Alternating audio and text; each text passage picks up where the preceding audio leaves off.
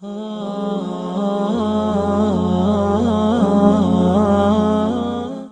you keep deluding yourself. You never stop and think, man, I'm never satisfied. Every time I get one, I want something else. Every time I get this, I want that. I never get fulfilled. I never get content.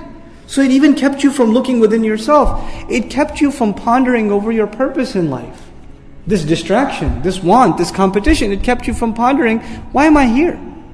Is my job on this earth only to run after things, and then run after some other things, and then run after some other things, and then go into my grave? Is that why I was here?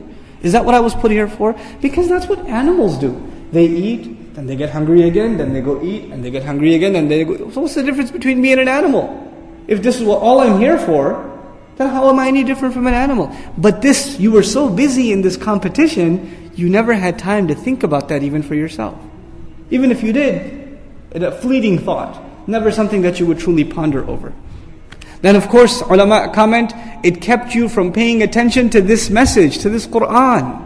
This Qur'an was supposed to open your eyes. It was supposed to show you what your purpose in life is. It was supposed to give you the best introspection, look inside your own consciousness for you.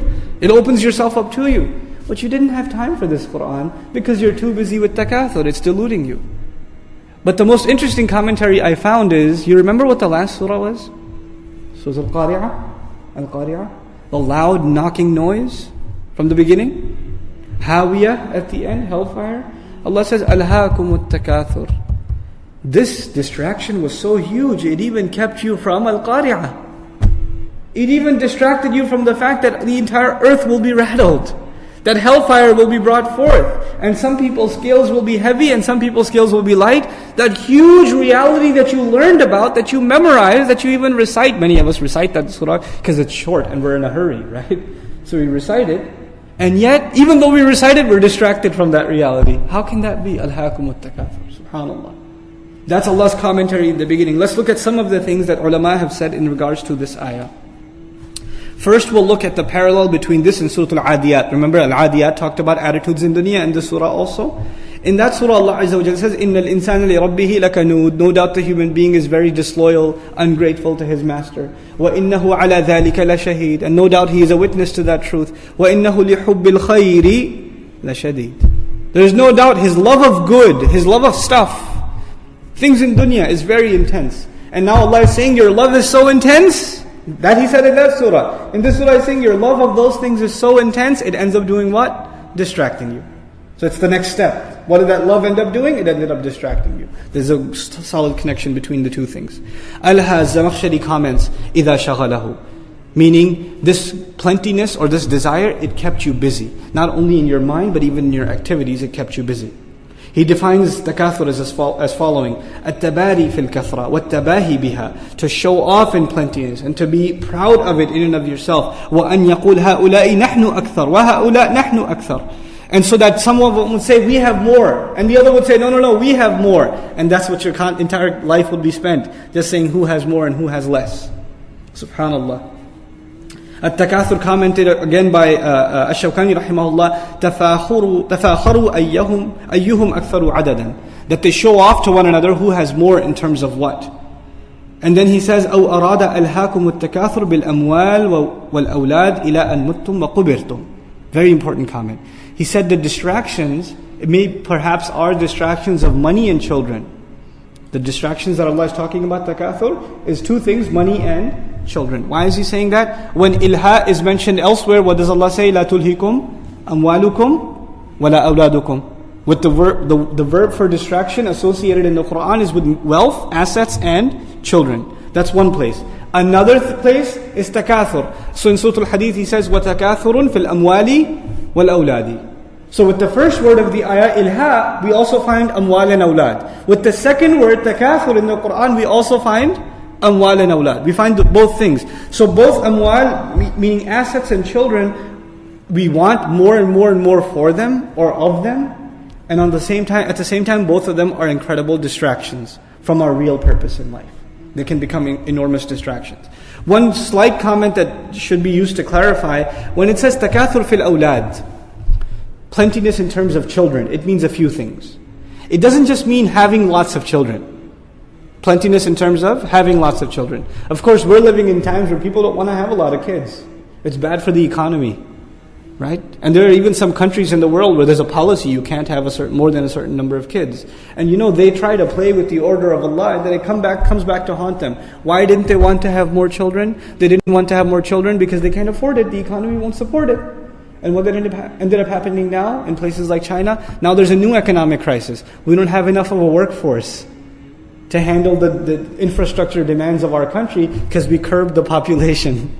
So they're in a new economic catastrophe now that they themselves created because of curbing population. SubhanAllah. SubhanAllah. So you have both, the order of Allah Azza wa Jalla. Anyway, the second meaning that is not often caught is when Allah says takathurun fil amwal, it means, or fil awlad, it means you want more for your children. In other words, this competition, I should have more than the other. It transcends into your children, and you say, my kid should have more than the other guy's kid. My kid should make it to the team. Why did he get picked? Why did that one get an A and mine got a B? I'm going to go complain to the teacher. How come his son got a B? That has nothing to do with your son. Your son got a C for his own reasons. That has nothing to do with him. But you're always comparing yours to someone else's. Yours to someone else's. So this becomes petty, not just for you, but even for your children. So, Allah Azza wa Jal says, actually before we go to what Allah Azza wa Jal says in the next ayah, let's look at a few more comments. Ibn Abbas radiallahu anhu had an interesting reading of this ayah. He used to add an extra hamza in the beginning. أَأَلْهَاكُمُ التَّكَاثُرُ or أَلْهَاكُمُ التَّكَاثُرُ. You know what that means? Did this urge of plentiness, this competition of plentiness, was this what distracted you? Is that what kept you busy? So it's actually, he reads it in the form of a question. He reads this ayah in the form of a question. And when you were yelling at someone, sometimes you yell at them in the form of a question. Is that what I taught you? Is that what you just did? Now you don't say, you just did it. You say, is that what you did? Can you explain to me why you did that or how you did that? So you put it in the form of a question because it's part of zajr, yelling at someone, scolding them. So Ibn Abbas radiallahu ta'ala anhu has that reading of the ayah. Abu Muslim finally, actually we already covered his comment. His comment was basically that it could be a shared sentiment among people. Okay, so we'll glaze that over inshallah. One last place we'll look at in the Quran in regards to the first ayah, which is in Surah Al-Kahf, which is a good explanation of Al-Hakum At-Takathur. You know the story of the two farmers? One of them had a small garden, the other one had a much better off garden. How did he show takathur?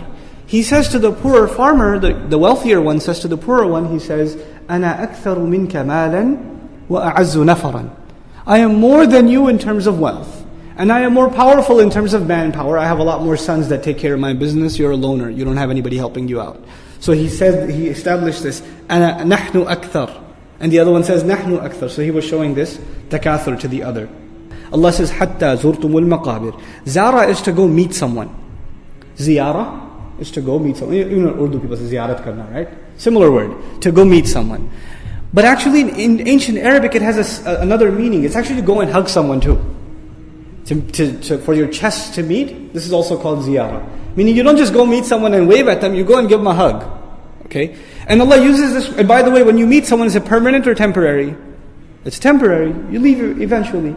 So it has that meaning too. Not just you moved in with someone, you visited them, meaning you left afterwards. Allah uses this word, حَتَّى زُرْتُمْ الْمَقَابِرِ. Until you met with, or you came to greet the grave. Literal meaning, until you came to greet the graves. In other words, when you meet someone, you're looking forward to them. And you're preparing for it. Whether you like it or not, you have to go meet. And who's the one you're going to visit? Your grave. By using ziyarah with maqabir, one of the lessons we learned here is we're not going to be in our graves forever. Because a visit is not for ever. Allah doesn't use ziyarah for Jannah or Jahannam, but He uses ziyarah for maqabir, for graves. But the other meaning is, you used to go to the graves, and when you go to the grave, what should happen? What should happen is, you should remember where you're headed. But you even used to go to the grave to show off against each other.